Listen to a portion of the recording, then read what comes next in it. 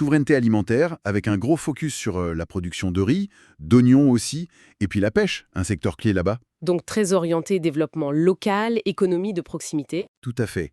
Et ça s'inscrit plus largement dans cette volonté d'autonomie, notamment alimentaire. C'est stratégique pour le pays. Ce qui est intéressant, c'est de voir ça se concrétise sur le terrain. D'accord. Et pendant ce temps, il y a eu des nominations aussi, non? Issues du Conseil des ministres. Oui, exactement. Quelques nominations importantes à signaler. On a Mbaïsen qui prend la direction de la Somisen, la Société minière nationale. Ah oui, secteur minier. Voilà, et Babatal, qui est nommé à la tête du COSAMA, le Conseil sénégalais des chargeurs maritimes. Donc des signaux aussi dans le secteur maritime. Ok. Et l'international dans tout ça, ça bouge aussi. Ça bouge aussi, oui. Le Sénégal prépare sa participation à la conférence sur la Palestine, et il y a un sommet de la CEDEAO qui se profile, donc l'agenda diplomatique reste chargé. Mais revenons un peu à la politique intérieure. Cette visite à Saint-Louis, il paraît que la mobilisation du parti au pouvoir, le PASTEF, était un peu faible. C'est vrai ça? Oui, c'est ce qui a été rapporté, une mobilisation, disons, en demi-teinte. Alors, simple petit couac d'organisation ou il y a autre chose derrière? Bonne question.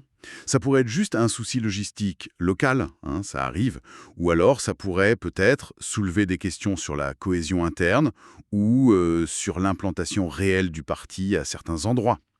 C'est un point à surveiller, je pense. Surtout que ça s'ajoute à un autre point qui bloque un peu, non? Ce fameux statut du chef de l'opposition. Exactement.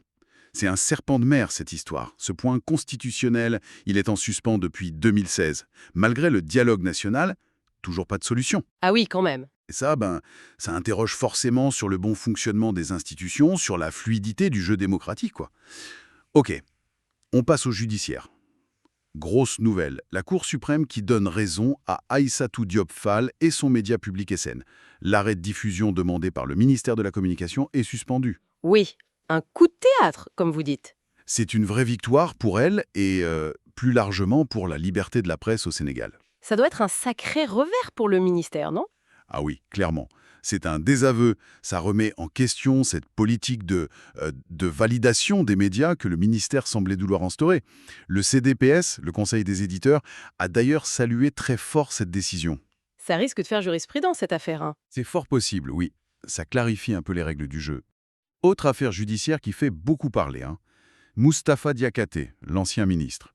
Arrêté et placé en détention, oui, pour offense au chef de l'État, une qualification pénale qui fait toujours débat.